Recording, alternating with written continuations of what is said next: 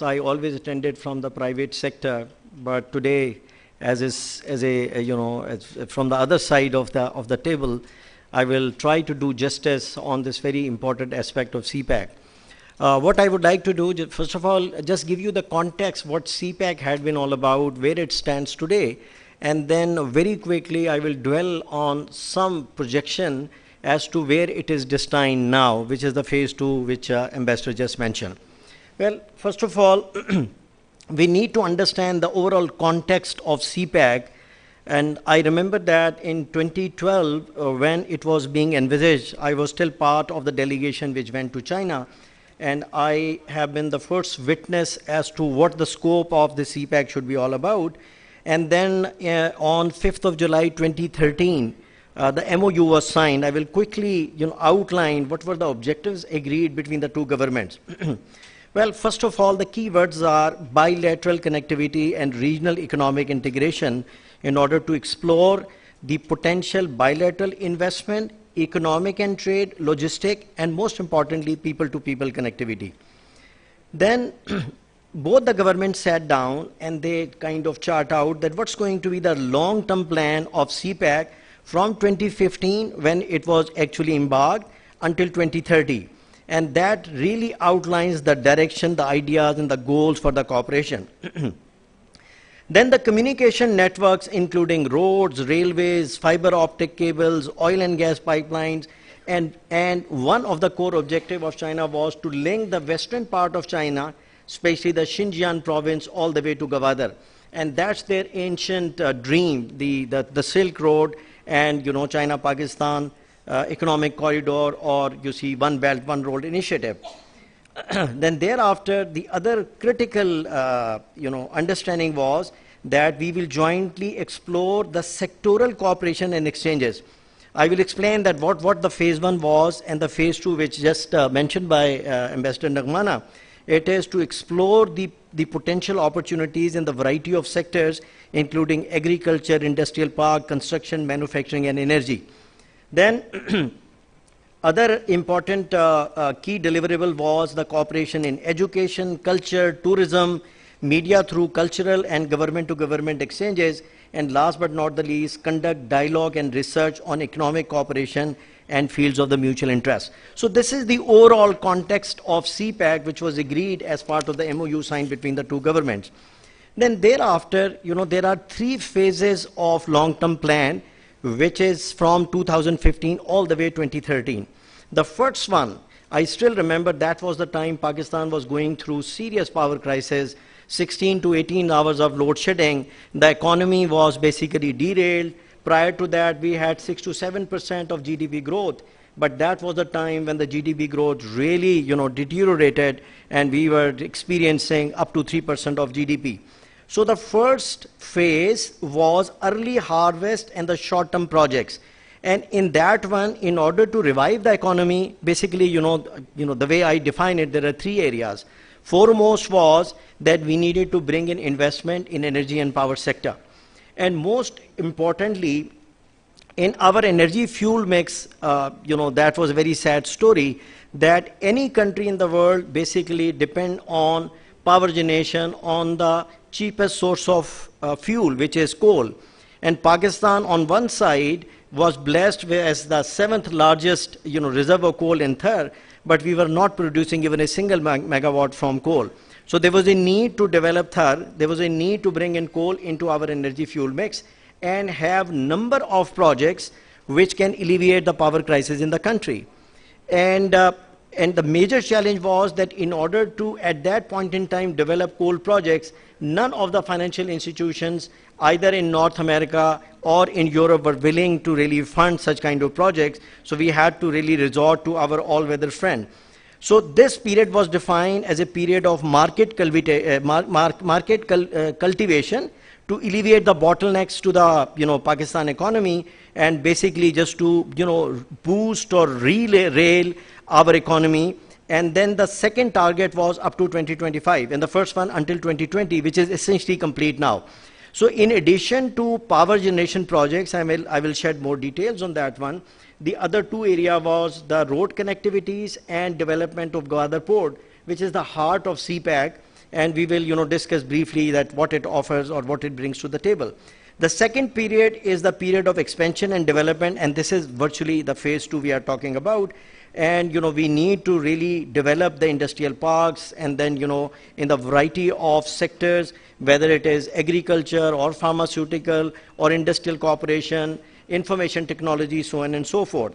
And when we embark onto the third phase, which is the long-term projects, that is the period of maturity, and that promises to develop and put in place the mechanism for sustainable economic growth and make CPEC ready to play leadership role in the region. Now, very briefly, what phase 1 of the CPEC has accomplished so far.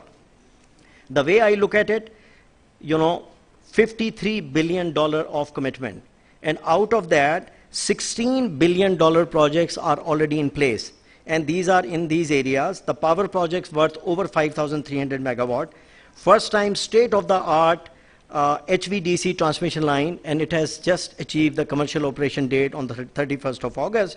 It is connecting Matiari to Lahore, and this specific area brought in about $10 billion of investment. Infrastructure, which is road, mass transit, which is Orange Line, and the optical fiber from Hunjarab all the way to Rawalpindi, about 820 kilometers, about 6 billion. Then Gwadar port itself. It is the Gwadar port and the free zone and the master plan to develop as one of the modern city of the world. And then lastly, number of socio-economic development. So these are the projects which are already completed worth 16 billion. Then moving on, there are about $9 billion projects which are still in a stage of implementation. That include 3,500 megawatt power project, infrastructure project, and that entails about over 1,100 kilometers of line and Gwadar airport, more socio-economic project, and these are essentially based on the grant which China has agreed to give to government of Pakistan, and then industrial cooperation, and that is focusing on developing the special economic zones. So there are 9 special economic zones which are earmarked for CPEC. Out of those, there are 4 or 5 which are into active stage of development and operation. Number of projects which are still under consideration. So we have not reached the conclusion between the two governments. These are worth 28 billion. Again, power projects about over 4,000 megawatt, infrastructure roads, a total of 847 kilometers, and another very, very important project, and this very close to my heart, that is ML1. This is the rail line from Peshawar all the way to Karachi. And inshallah ta'ala, you will hear more and more that how we are going to be developing and start executing this project. Gwadar port projects, which is dredging and breakwater, it has to be done. It is such an outstanding port that it can really bring in vessels over 120,000 tons of dead weight. More socio-economic project, and then industrial cooperation, which is special economic zone. So this is the phase 1, and if you ask me, I would say these are essentially complete, because the projects which are under implementation, I would see by next year, second or third quarter, they will achieve the final conclusion, inshallah. Then as soon as I was given this job, and given my previous background, I sat with my team, whatever team I have, so we developed a vision that how do we embark onto the phase 2, and we have to dream. And we sat down, we have a very detailed brainstorming session, and then we eventually agreed to this vision statement. It reads as follows: accelerate economic, industrial, technological, and agricultural development of Pakistan through Chinese investment and transfer of technology. So in order to really fulfill this vision or dream, there has to be a strategy. And I am very happy to report to you that the strategy is alhamdulillah in place. It is going to be making investment and populating special economic zone with the industries which are export oriented, be it textile, IT, pharma, etc. Or these are the kind of industries which are going to be doing the import substitution. And the way I dream it, that we would like to be promoting foreign investment and creating, huge local employment opportunities. And the key word is making Pakistan a manufacturing hub. And that is something, which our economy needs to revive. And in order to do that, we have to really create strong linkages with the government entities, state-owned enterprises, private companies, financial institutions, and provinces in China. So I'm very much aligned with the Embassy of China And in my past experience, I have been dealing with the variety of Chinese EPC contractors, the other companies, the financial institution, etc. So we have to have the connectivity through these, because as soon as we embark onto the phase 2, so that would mean we have to approach all those big companies, persuade them to bring them to Pakistan with a full preparedness. And the full preparedness is the business case, that why on earth the China should invest in Pakistan, and it should be a win-win situation both for China and Pakistan. How we would like to achieve that? We need to create an enabling environment, and in order to do that, there are two-pronged strategy. And I don't know how many people know that there are more than 135 companies operating in Pakistan, and so far I had the opportunity to meet close to 50 Chinese companies, and there are issues, there are issues whenever you develop the project, make it operational, be it, local project or international project. That is what you see my professional career has been all about. But now, whatever issues these companies have been really experiencing, we have to immediately resolve that. So you keep on hearing in the newspaper the type of issues these Chinese are having. And I have a good news to tell you that I went to Lahore and Faisalabad, and there are, SME type of industries who are investing over there. They have minor issues, and we facilitated, and they were so thankful that they wanted to come to Islamabad, they wanted to meet the Prime Minister, thank him, and also, made the resolution that they want to double or triple their investment in Pakistan. So that is what the facilitation does, that if you really hear them loud and clear and try to facilitate, that is essentially the role of CPEC authority, and I immediately started to see the results. Now, what is the main objectivity? We really need to make CPEC authority as a one-window operation for the investors. So we are trying to organize CPEC in such a manner, and already whatever resource we have made them industry-specific assistant. So if anybody come with any sector, that guy should be able to connect with him, and rather than the investors really moving from one window to the other, we should be doing that kind of coordination with the related ministries. And I have full commitment all the way from the Prime Minister that the full cooperation will be given by such ministries, and if there is a need, Prime Minister has given me his assurance that he will intervene as well. Whatever I have seen, the special economic zone, I have about 28 years of experience in Angro, and good to see Samad over here. So we had also explored the opportunities abroad. So, the first thing was, go and do the due diligence. And I remember one of the projects, which I will keep on regretting, we almost developed a world-scale fertilizer plant to be constructed in Oman, in Sohar. So when we went there, there was one company which was special economic zone, Sohar economic zone, and one company, and I don't remember I contacted anybody else except that company. Allocation of the plot, availability of the required, utilities at the battery limit, various approvals and permits, only one single window. So that is what we need. And in my jargon, the investors would like to come and have plug and play type of environment. So rather than they come here and if we were to make the investment, they're just kind of running around. So this is the way, inshallah, we are going to be creating enabling environment. In addition to that, like the example I have given, that we have to create a facilitation center, and that facilitation center is going to be at two locations. The first contact of such investor, and I'm talking about, multiple investors in variety of industries. We have to revive our agriculture sector. Textile has got so much potential. There are so many low-hanging fruits. So at each and every special economic zone, these companies should be fully legally empowered to resolve the issue of the investor there and then. And the recourse I have that, first of all, in order to have the plug and play type of environment, we have to make the special economic zones ready in terms of, supply of electricity, the water and gas, and the supply of such utilities in these special economic zones. And there are, 4 economic zones which are ahead of the remaining 5. The first one is the Rashakai in KP, and then, Faisalabad, and then, Dhabeji in Sindh, and special economic zone in Gwadar. So, the projects are in the various stages of completion, but we really need to expedite so that when investor comes, he has all the requisite requirement. So there are, two recourses I have, and luckily there are two cabinet committees, and one is the cabinet committee on CPEC, and the other one is Pak-China Relationship Steering Committee, and if there are issues, they will be there. So I will take one more minute. So just to give you a context that in the last 3 years, the major, there's a perception, I would say, that CPEC has stalled, it has not been making any investment, etc., etc. So I'll just take 30 more seconds. The biggest focus has been on the Western alignment.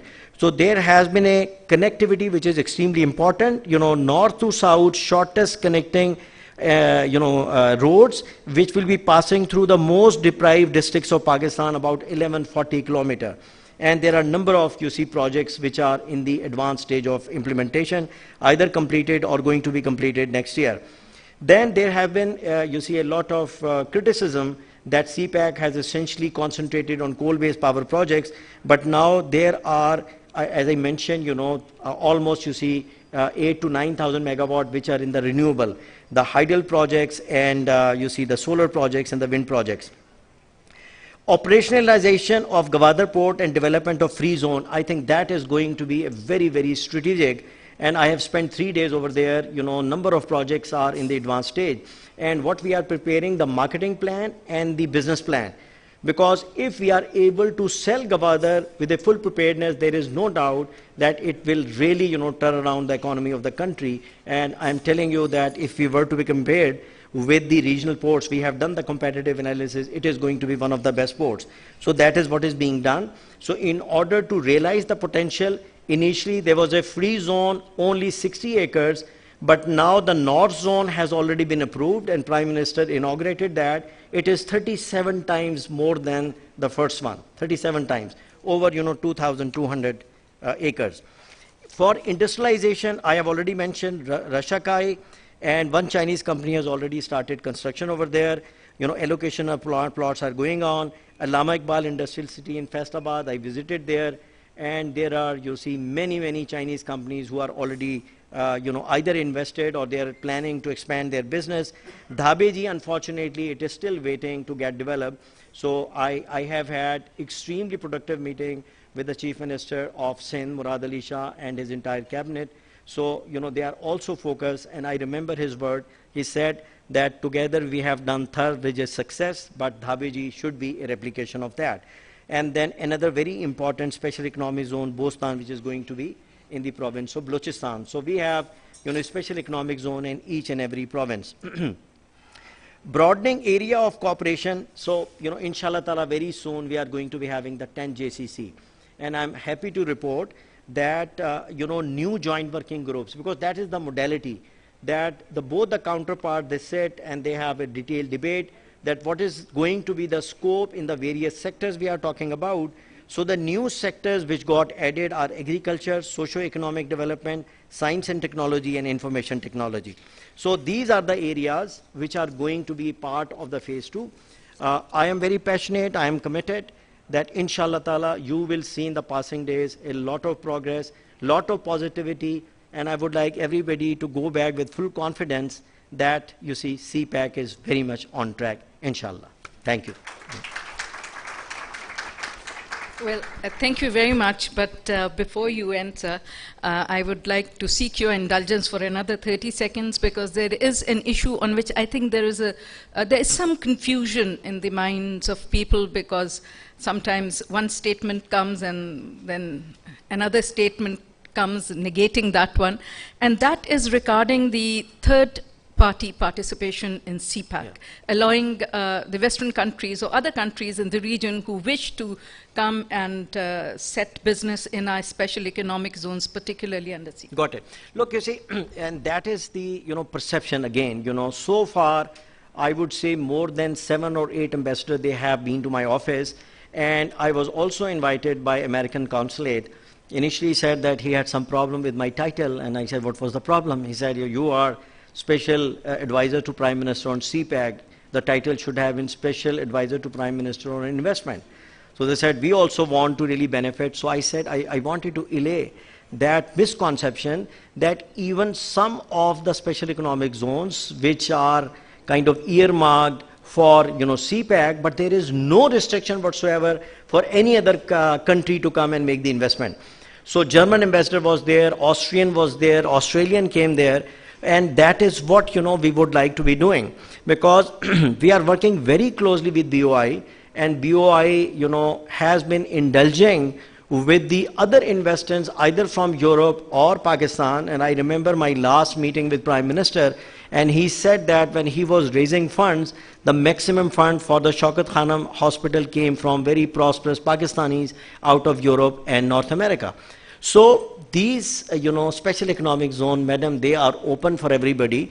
And even, the US delegation wanted to come and meet me, and they asked me where should they meet me. And I said, please come to CPEC Authority, because it is absolutely open for any country, any investment from any part of the world.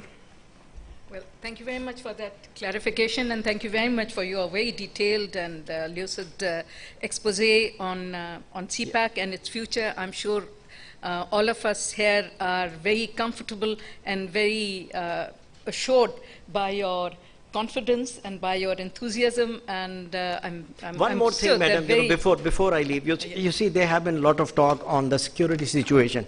And I think third or fourth day in the office, unfortunate incident took place at Gwadar. So second day I was in Gwadar, and first of all, I would like to mention my own experience, through my involvement in the various project development, firstly at Angro and second one at HUBCO. So I was very fortunate to develop projects or really, stay very engaged up to $5 billion. So that was my personal involvement in the development execution.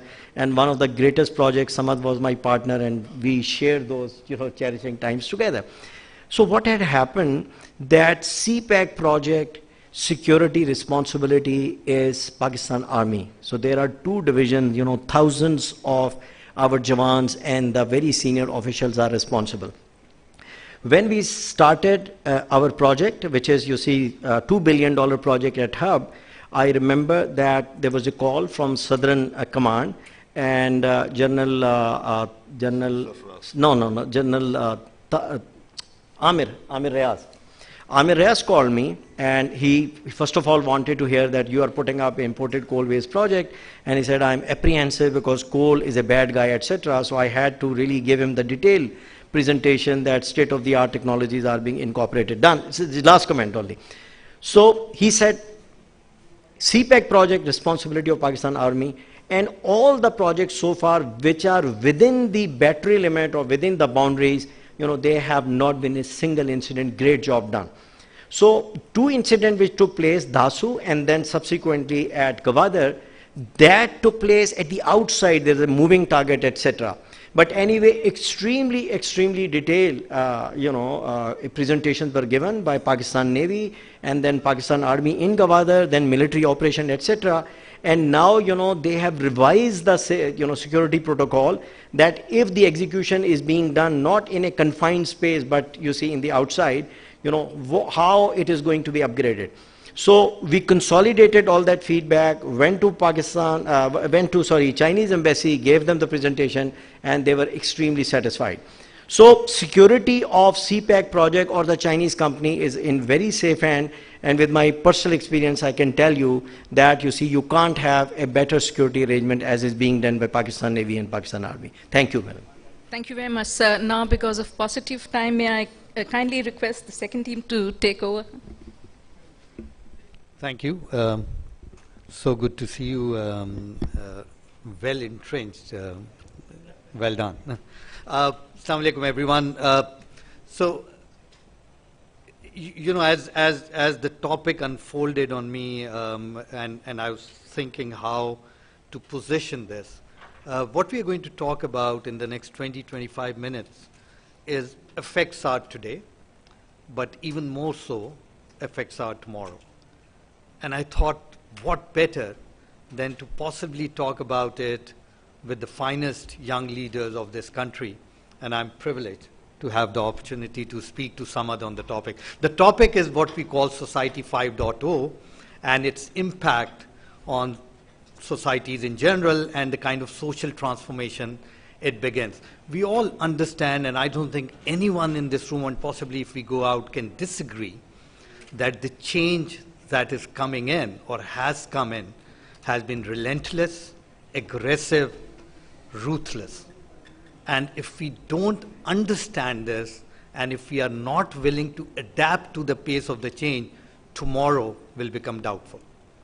And that's the significance of Society 5.0. We have moved from centuries, from hunting societies to farming societies, to industrial societies, to information societies, and now we are talking about super smart societies. But interestingly enough, information society is something we've been talking about only a few months ago. And we were saying, are we ready for it or not? Because we are still rooted in the brick and mortar society rather than the digital society and the thought to evolve towards it. So hence, this topic is not just important.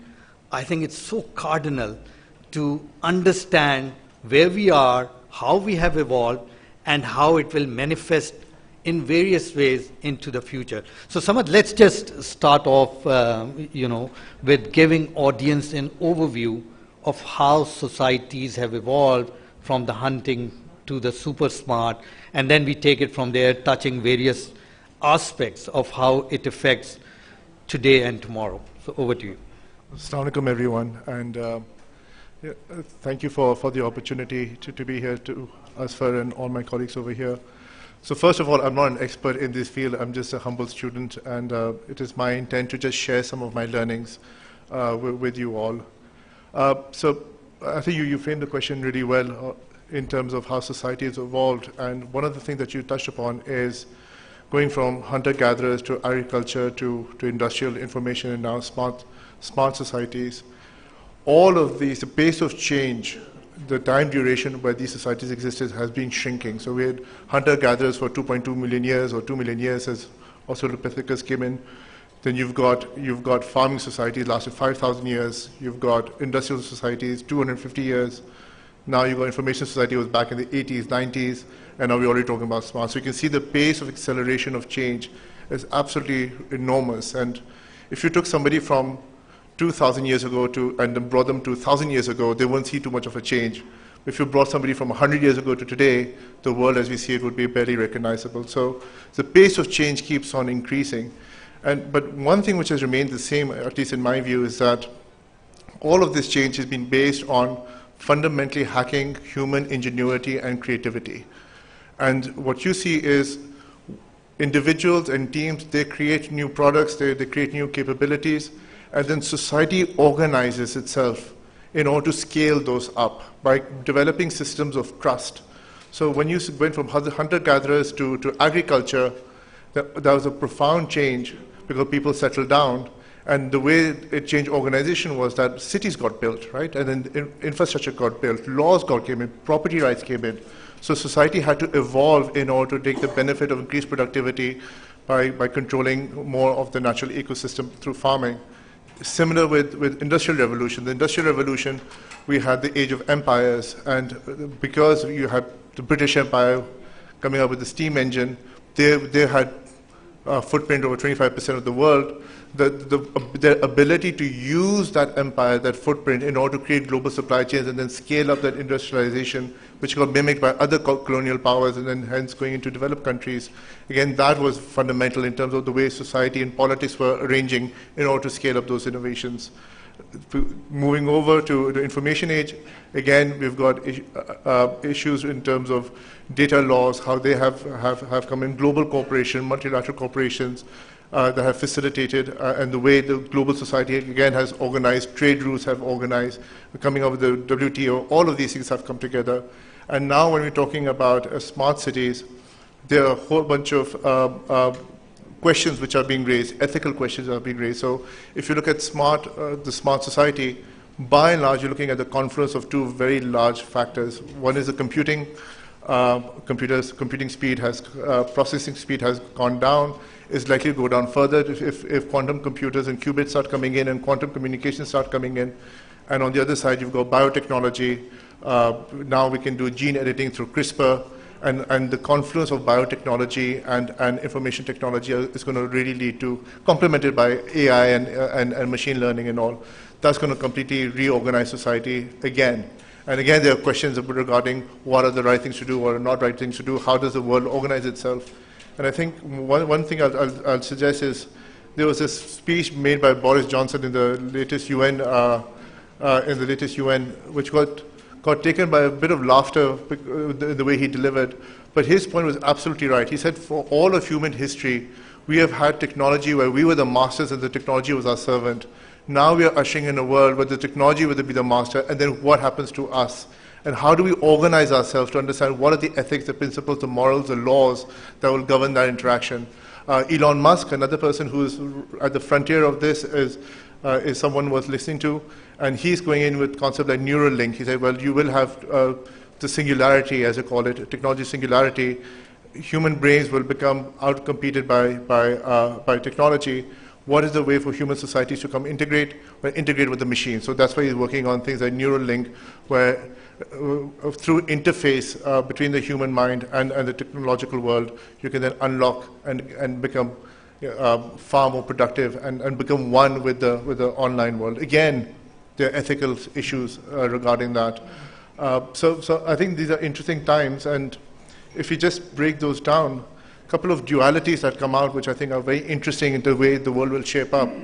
One is, with all this progress and prosperity that's come in this world, what we have is a situation where the biological needs of human beings have been really well managed, right? So life expectancy, infant mortality, per capita income, all have risen globally. But what we find is that the psychological needs of human beings, that is something where we have more and more of a crisis. So mental health issues have gone up considerably. 25% of women, school-going girls in the UK now self-harm. That's not something which is trivialized. And as technology comes in, I think it's having an impact on our families. We all see, even around dinner tables, we're all on our phones, and the more connected we've become, the more isolated we've become as well. So I think that's a duality which is going to be really interesting to figure out. Secondly, you've got issues with regards to how truth is evolving. So going back, scaling up of trust has been absolutely critical. And now we have systems which rely more and more on truth, the latest one being blockchain, where you don't even need a centralized authority figure to disband truth. But now, on the other side, you have the rise of fake news and information wars and whatnot, and fake news travels 6 times faster. You've got social media platforms which are looking at engagement. And now what is happening is that the trust in systems has gone up, which is what facilitated global trade. But trust within society is I think, which is a problem. How much does society belong together? And what we see is that evidence of that is a political spectrum. The middle has fallen out, and people have become a lot more entrenched in extremist views. So I think that's another duality which needs to be looked at. The third duality which comes in is people versus planet. All this prosperity has brought about the 6th greatest mass extinction that this world is dealing with. We have people who need prosperity because obviously, providing essential products, services, rights to markets, finance is absolutely critical. But obviously it's having this tremendous impact on the environment, and the biological capacity for us to manage that is becoming more and more constrained. So how do we deal with that duality? What are the choices to be made on that front become really important? And the last duality which becomes important is that as economies have become more prosperous, those economies have very different demographics. So the aging and shrinking population, total fertility rate in advanced economies is less than 2.1, which means that those economies are getting, demographics are getting stretched. Whereas in other parts of the world, our parts of the world, you have a younger, growing population. So again, you have those dualities about what works for one society may not work for another society. So I think these are some of the challenges that the world will need to face, which is why I think in terms of the possible spectrum of outcomes, you can have a very prosperous world because you have tools, technologies, and resources that like never before. But you also have these challenges which if we don't figure out as a society how to deal with, then those same tools, technologies could then be used for some very, very disastrous outcomes, because technology is amoral, right? It doesn't have any morality. Morality comes from human beings. I think that's something that is going to be really, really important. I would define leadership. Great. Some of you introduced concepts of dualities, but you dwell quite a bit on building a trust-based societies and people developing more trust on systems rather than possibly individuals and even societies. You also spoke about the pace of change from one society 1.0 to 2.0 to 3.0, etc. And I can relate to it. I mean, my eldest son is 31 years and my youngest is 15, and my eldest son tells me I can't relate to my youngest one. The pace of change and how generations are evolving is so incredible that human beings have never seen anything like that. And in that, how to balance concepts of trust, ethics, purpose are extremely important, but also how we develop capabilities to be ready for it. Right? So, for example, I mean, you shared one interesting stats with me. World Economic Forum says by 2025, we will lose 86 million jobs which are rooted in the old ways of working, but that's a bad news. But the good news is that 97 million new jobs will be created by 2025. Now, are we ready for it? So the question I ask is our education system, and of course we talk about Pakistan, but also in the global context, is our education system gearing up to be producing the kind of skills that we need for tomorrow and Society 5.0? Do we have the kind of leadership which can handle this pace of change? Do we, or are we building a society where trust in people remains deep-rooted and an ethical, purpose-led organization culture or country culture evolves? So just your take on leadership, societies, individuals, and our education system, of course, in the context of Pakistan, but also globally. So a whole bunch of very tough questions, Yeah. which I don't think anyone really has answers to. But from my understanding, education systems themselves were really created for the industrial revolution, right? So mass-produce people for particular jobs, and they would go into jobs where they would have lifelong security and working under unions and whatnot. So clearly, the education system for the information age, and especially for the digital age, is something which is very difficult to manage, because it kind of goes back to something we were talking about, that the pace of change is shrinking so much, but your schooling is still 16, 17, 18 years. So that 16, 18 years is a lifetime, right? So how do you actually come up with an anti-fragile way of continuing to develop capabilities? I don't have good answers to, but clearly it is a challenge.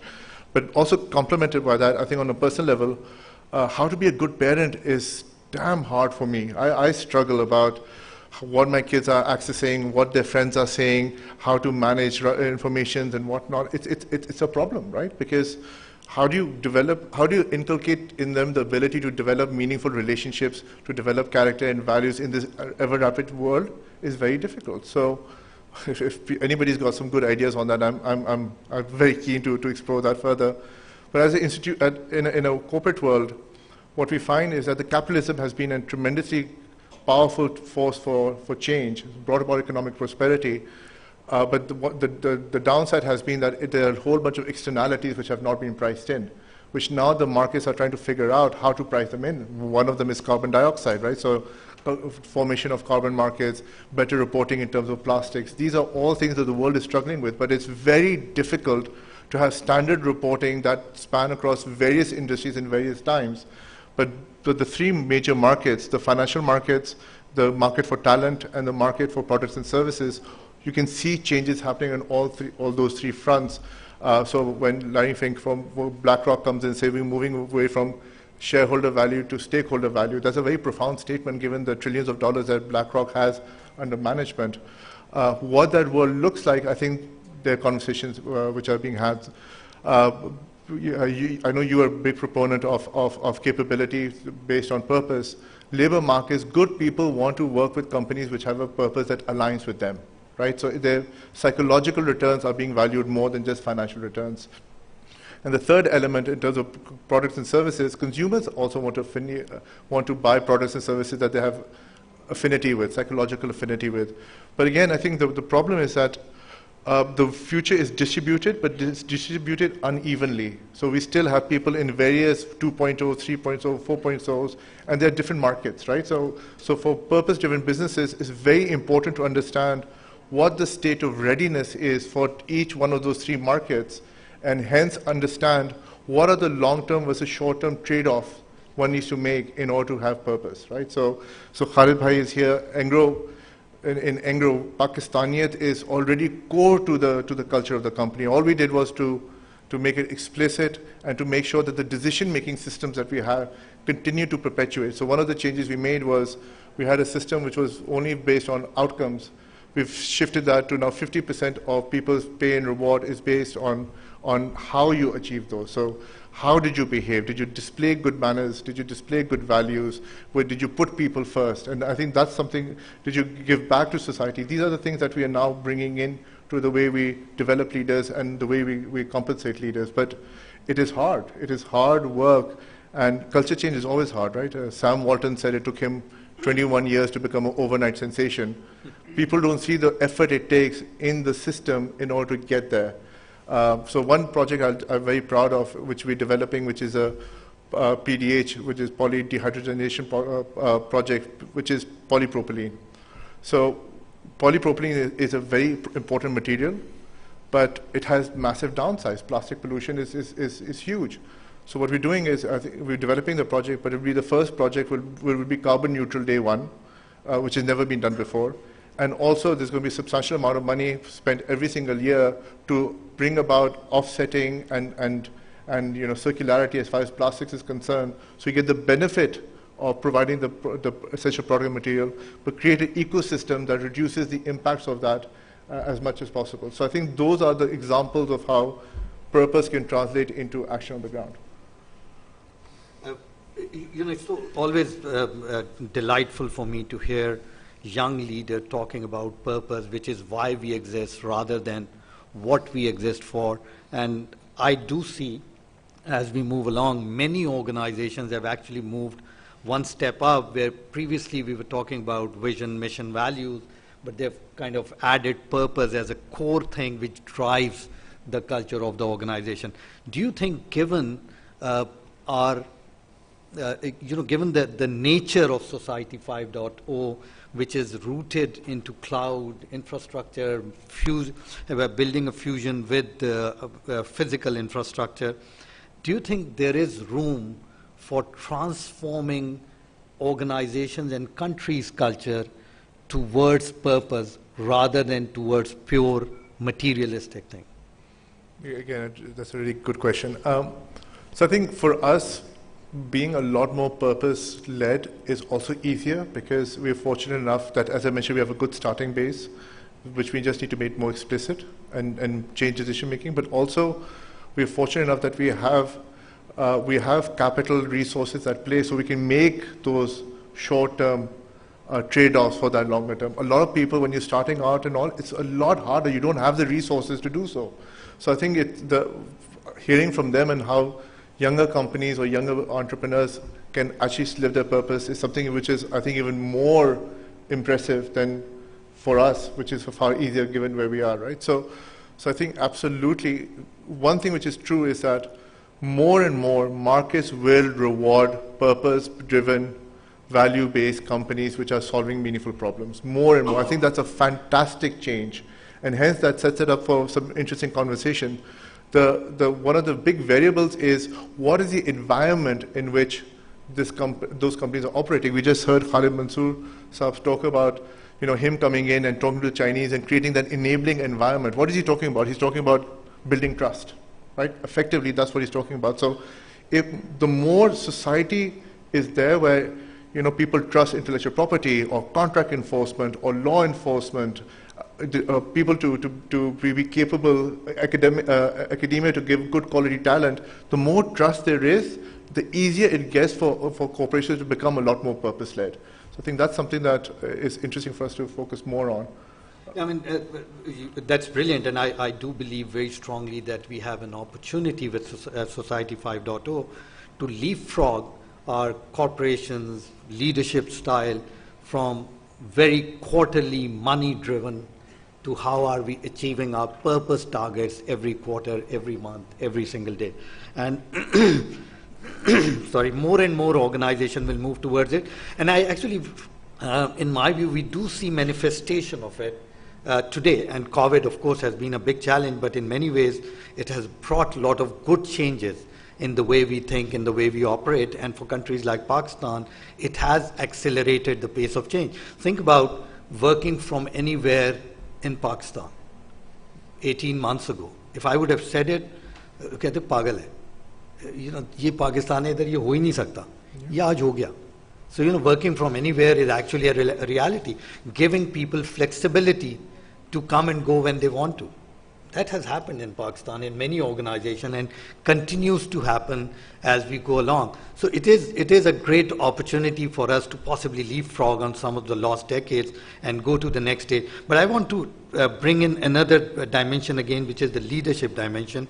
Now, leadership of today has handled what we call the baby bloomers, people of my time, old-fashioned, not fast-moving, not dynamic, no problem with morality for many, to a generation which is completely different. And the generation is right here. I mean, we have millennials and Gen Zs now in the organization. They are blending with the bloomers, and leaders are the bloomers who possibly do not even relate to the millennials and the Gen Z and taking care of their needs. And are they going to adjust their leadership style to make sure that they build an organization for tomorrow rather than carrying on with an organization of yesterday? So how do you see this duality? And since you touched upon the duality aspect quite a bit in your initial comment, how do you see the duality between the leadership and what, in your view, leaders need to be doing today? It doesn't matter which generation they belong to be sure that they stay future relevant. So I rely on people like Khalid Mansoor who are far better leaders than I am to figure those things out. I can just share a personal experience, not to use it as advice or anything. I think because the world is getting more and more complicated, the demands of leadership are becoming a lot more. And I think that earlier leaders tended to come across as being the source of, I know what's going on, and they exude confidence and, certainty and clarity on what needs to be done and how it's supposed to be done more and more.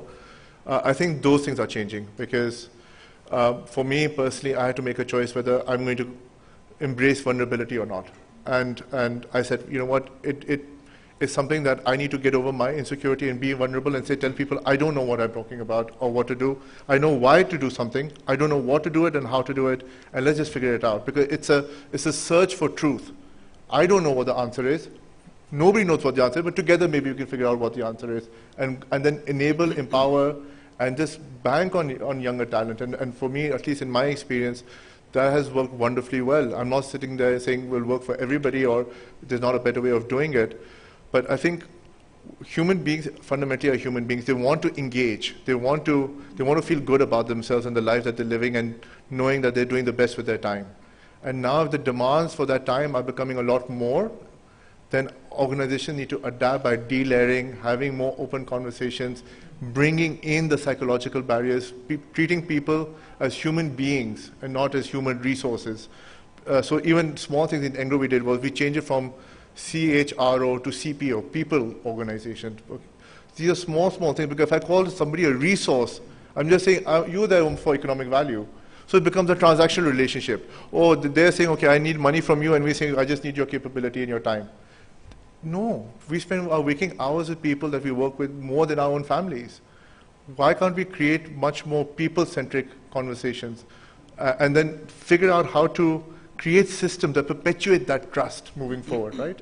I think it's hard, especially hard for us because, when companies are good at doing things in a certain way and delivering successful products and services, change is really hard, right? As you mentioned, it takes a crisis to change, and you gave a really good example of COVID.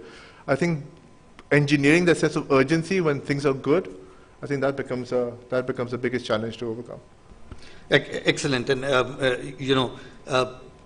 Society 5.0 gives us an opportunity to be more humanistic in our approach. And I personally believe the Gen Z only relates to it, hence we don't have a choice. As leaders, we need to move in that direction. Just, as we are coming to an end, your last comment. Where do you see us in the journey towards Society 5.0? Where are we today? I don't think it's a simple answer, because you have pockets of people already more closer to 5.0.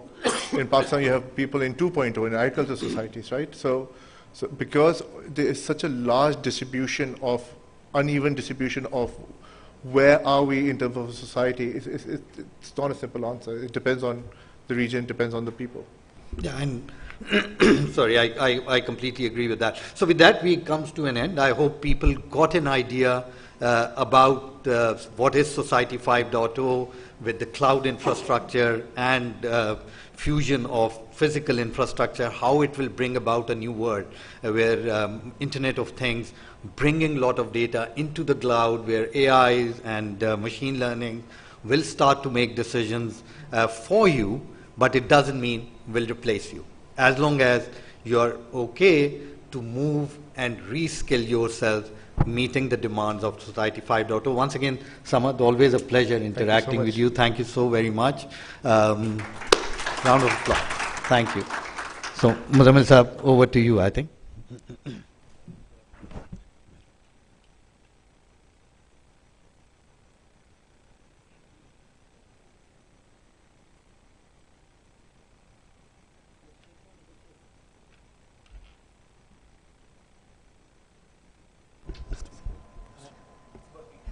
So, thank you. As far as the spirit behind this summit, let me remove this. Can you hear me at the end, sir? Thank you. As far as and Khalid, Mansoor Bhai, and Samad, and Ambassador, it's a great privilege, and I don't think I'm equipped to really comment on what has been said. The two things been talked about, Society 5.0 and the CPAC. I have only two small comments to make, and I'll start from the second part, that's the Society 5.0. We all agree that the world today belongs to the infotech and the biotech and artificial intelligence, cloud computing, and of course machine learning. And the countries and the companies who control the data, they will control the world. In corporate sense, of course, I'll again say that I'm not fractionally but phenomenally falling short on to say something. We have some of the best corporate people sitting here, like Arshad Khan and Aftab Bhatt and everybody there. But my comment is that he's been perfectly spot on once he says on the people's contact. I believe we need to slightly go back. To my mind, the humans believe in stories. They don't believe in facts and data. So this could be a controversial statement where I'm going. But I'll prove it that what I feel is right. How is that, sir? You know, every person, every group, every nation has a story and the folklore and the myth to believe. At the global elite, say way back in the initial decade of last century, they believed, they dreamed themselves that there are three stories they believed in. It was a story of course, the fascist story, it was a communist story, it was the liberal stories. So they went on to believe in their stories, starting from 1910-15, and the first story which came was knocked out on the Second World War. So Second World War witnessed to emerging of a second story, a tussle between the communist story and the liberal story. Went on for 40 years, from 40 to 40, and then came the buzzwords, of course, what we talked about, between 1980 to 2021. That's a liberal story. So to my understanding, this story is failing. This story is not catching the attention of the young lords. I belong to the early generations. Now, how is this story failing now? Story is failing. This story is built on the concept of equality, the freedom, the liberty, and the foundation riding on the wave of success for technology. And what technology brings with it is all the ills and perils and promises been very rightly brought out by Smartha. We live in that kind of environment. So what do we need to do is a very good question asked. Where do we go? The story, it's the Society 5.0. So where do we go from here? we need to give a story to our younger generation, which this century is not giving them. They're confused. We cannot even entirely comprehend the impact of all the technology disruption what we have, the infotech and the biotech and artificial intelligence. The first thing I'd like to recommend to the House is that people like Smad and all, they need to come out with a new story. The word needs to come out with a story, the people of the words. That's a missing link. And how did we start this? Because while we're talking on the international platforms, the things like freedom and the liberty, the human rights, so you started, of course, with the 9/11s and then the Afghanistan intervention, the Syria, the Libya, the Middle East, it all went on. And you came down to somewhere in 2008 once you had the financial, of course, meltdown of the world. So that wasn't working well. So you end up having 60% people in Asia, about 15% in Africa, so about 25% people end up giving you stories. And they were telling the world to believe in those stories. That is creating disillusionment. And then, of course, come just a couple of years before the COVID came up, and you certainly learned that there are countries with the more state control, they did better. So in Australia, we have 117 cases in Melbourne, so the state is under lockdown. On the same day in London, you have 50,000 cases, and they lifted the ban. So that's a dichotomy we are working in. So that is where my first recommendation based on to this is that who gives a new story to the new generation? They are very competent people. It's a pleasure to have young leaders like him. That's my first point. The second one I want to make is on the CPAC, basically. The CPAC, of course, I'm very glad to hear what Khalid has said. There have been controversies, there have been uncertainties being talked about it, and most of these been, of course, with a purpose. And I think they're well on the way, but I'll make two recommendations to him. I've been to Gwadar a couple of times. So you need to work on the water management and the power. Those two things missing there, this paradigm shift and the game changer is not going anywhere. We have a trouble there. The second part is on the security. It's my personal belief, CPAC is one small component of the 60 countries being connected in the BRI. So it's not the only thing happening in the world. But we as a nation have been in habit of pitching up things which do not even exist on grounds. We tell the world the CPAC is changing the destiny of this nation. We did that last 6 years. And where do we stand is, of course, with all the difficulties, the best part played by CPAC. We are on our track, but we need to not be in a panic. We need to slow down a bit and start boasting slightly lesser. So we'll be better off in what we do in about 10 years from now. I will also very strongly recommend to Khalid Mansoor that do have a look at it, going for the city clusters all over Pakistan with 11, 12 cities. And if you could make those islands of success all over within Pakistan and have the ability to link up those, perhaps that could also be more useful for the CPAC as an authority. And it's all a very good omen for us that as we speak, the Chinese are almost closer to their 14th five-year plans. So you can sync the development of the CPAC, name a project, start for years, for decades actually. So first thing we did was that we spoke to the people and they became the stakeholder, the very young people we picked up from the market. So we commissioned the 4 projects in 2 years and took the revenues of WAPDA to 100 billion rupees a year. Then we were supposed to do the projects like Bhasha and Mohammed and Dasu. These projects, ladies and gentlemen, are worth about $26 billion. We have kick-started these projects in about 2 years before. And you'll be glad to hear that the financial model of these is what you guys are more expert into this one. The first step we did was we tried to put our house in order. We went for the credit rating by all 3, Fitch, Moody's, and S&P. And we became the first parastatal in Pakistan to have the stable outlook. And we also became the first company in Pakistan to go to the international market to sell ourselves out. And we end up launching the first Eurobond of Pakistan of $2.3 billion with the first benchmark of 500 with no government guarantee, without any assets being pledged. So that's a kind of a success. The young team which I have to sit there, these people have been able to do a wonderful job, and they are part of the development of the stakeholders. So with that, we are having $14 billion Amir Basha, $8 billion Dasu, and $3 billion is Mohammed. And in that, what the government will be able to chip in is not more than 20%. To Red Sol, of course, the commercial financing, and of course we got the first $500 million, the private investment, and we have the model which talks of course, the supplier credits, the bride credits, and also the domestic financing on this one. I wish we had some more time. Some other time we'll give you a more detailed brief on what OPTA is doing. But I'd like to appreciate what Samad and Khalid Mansoor has said on CPAC. I wish all of them good luck, and it's a great pleasure to see young people taking this country to the next levels of development. My 3 points: first is we need to connect with the people. We need to give them a new story. This story is not working. The second is, of course, made 2 recommendations to CPAC onto this one. And thirdly, I'm grateful and delighted to be here. Thank you, Asfar. Thank you very much.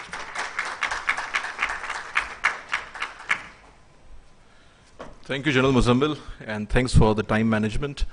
My request to Irfan Wahab Khan, CEO Telenor, please join us here. Where is Irfan? And present the book to our speaker, Mr. Khalid Mansoor.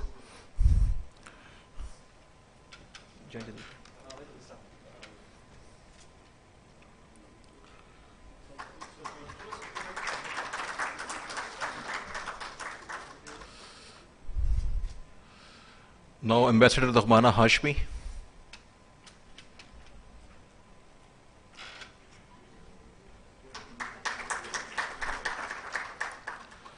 Thank you.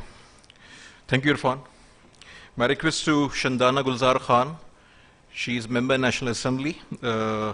Please join us here to present the book to our speakers, Samad Dawood and Waqarul Islam.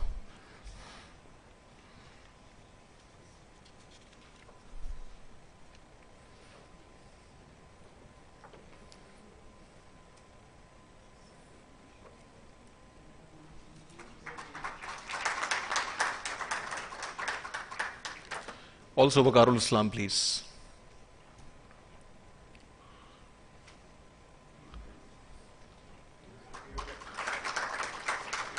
Thank you, Shandana. And now my request to Amir Ibrahim, CEO JAS, to please join us here and present the book to Jalal Muzammil Hussain, Chairman of APTA. He's also the Chairman of CAPCO, and my very dear friend Aftab Mahmood Bud is also here. He's the CEO of CAPCO, doing amazing work, commendable work since last many years.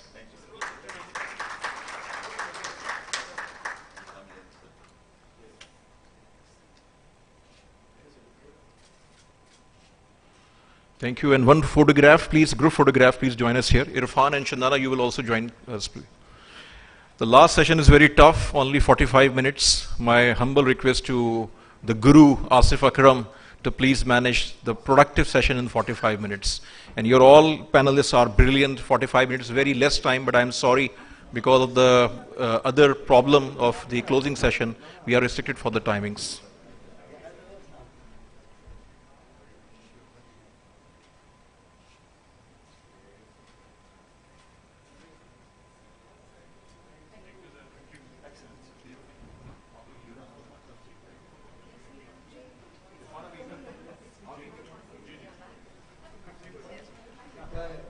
Now my request to Asif Akram, who is the chair and moderator of our next panel. My very dear friend and brother Amir Hashmi, he is chairman of Special Technology Zone Authority, STZA.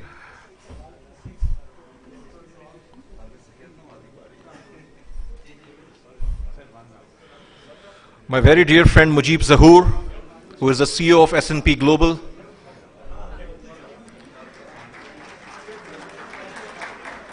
And last but not the least, my very dear friend Zishan Qureshi, the director of Q Mobile.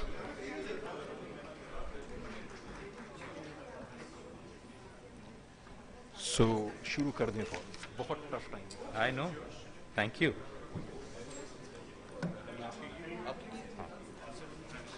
Anyway. I'm going to let them.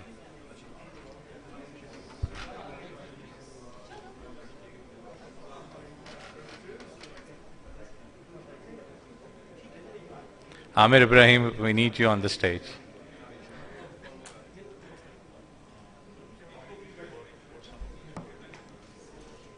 Assalamu alaikum, everybody.